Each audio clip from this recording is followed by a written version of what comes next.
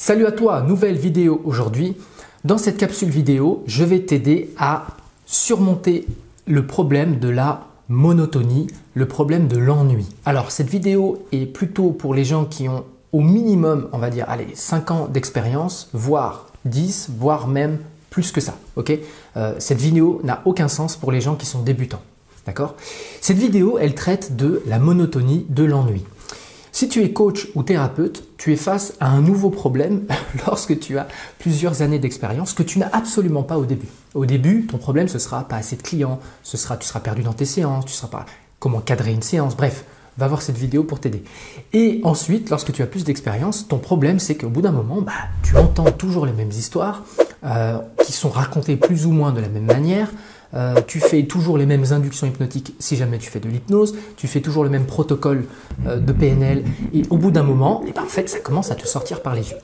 Et donc, je suis passé par là de nombreuses fois pendant ma carrière et donc, je vais te donner 3 astuces que j'ai utilisées qui m'ont beaucoup aidé.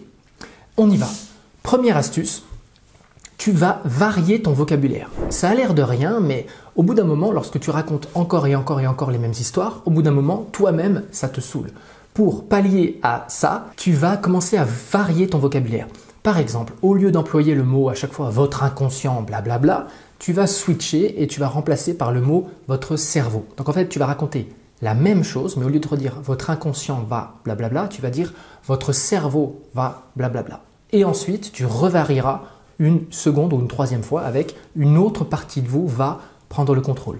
Je vais parler à une autre partie de vous. Et donc, tu peux, au lieu d'utiliser à chaque fois inconscient, tu vas utiliser votre cerveau, une autre partie de vous, votre vous profond. On s'en fout, tu vas décliner ça. Donc, prends ton stylo et commence à noter des synonymes de tous les mots qui te sortent par les yeux et par les oreilles et décline-les. Okay ? Ça, c'est la première astuce, simple et efficace. Deuxième astuce, toujours par rapport au fait que pour progresser, il faut répéter. Et il est là le paradoxe. C'est que si tu veux être bon, par exemple, dans un protocole, et c'est la deuxième astuce, va falloir répéter plein de fois ce protocole.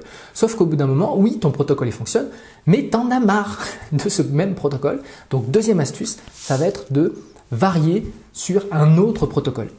Exemple, si jamais, moi je sais que j'ai des stagiaires qui m'ont dit « Oui Gilles, je fais toujours le protocole du recadrage en 6 étapes.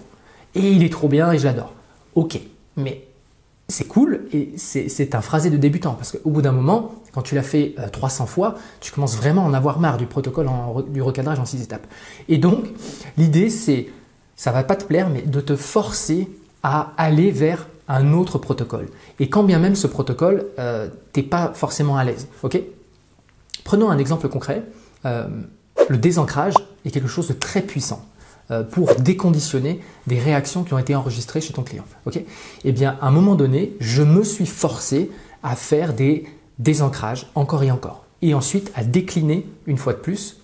Stratégie numéro 1, c'est désancrage. Tu peux faire un désancrage spatial, tu peux faire un désancrage kinesthésique, tu peux faire un désancrage via ta voix, ton ton de voix, et ainsi de suite. Les mots qui sont employés, bref, tu peux prendre la notion de désancrage et la décliner une fois de plus sur le VAK. Okay ? Et donc voilà, force-toi, sors de ta zone de confort pour aller chercher des protocoles, tu sais qu'ils sont puissants, mais tu les laissais dans un coin parce que tu disais qu'il y avait mieux à faire, alors qu'en fait, tu avais juste peur de le faire et c'est tout à fait normal.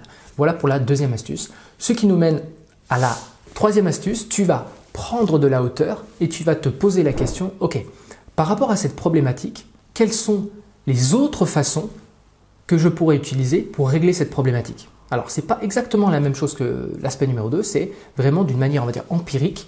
Comment est-ce que ce problème-là peut être résolu de X manières différentes? Et donc, ça, c'est un travail que tu vas faire plutôt en dehors du cabinet. Tu vas prendre, par exemple, je dis n'importe quoi, l'arrêt du tabac ou un problème de motivation, okay, et tu vas te poser la question, ok, par rapport à cette motivation, d'habitude, je faisais ça encore et encore et encore, mais en fait, si je prends de la hauteur, quelle peut être la solution numéro 2 pour résoudre ce problème? Quel peut être un levier de changement, un axe de changement pour régler ce problème? Et ensuite, tu vas décliner ça en 3, 4, 5, 6, autant de solutions que tu trouves. Et une fois que tu as trouvé ces solutions, ça te fera de la fraîcheur dans ta séance. Tu vas pouvoir arriver avec un regard neuf sur ta séance et donc trouver des autres solutions, des autres passerelles pour résoudre la même problématique. Voilà pour cette vidéo. Si elle t'a plu, mets un gros like pour le référencement, s'il te plaît. Ensuite, dans la barre des commentaires, si tu es très motivé et que tu vas aller plus loin, tu as accès à mes formations, mes mentorings, mes coachings. Voilà, prends soin de toi, pratique encore et encore et mets de la fraîcheur dans ta pratique.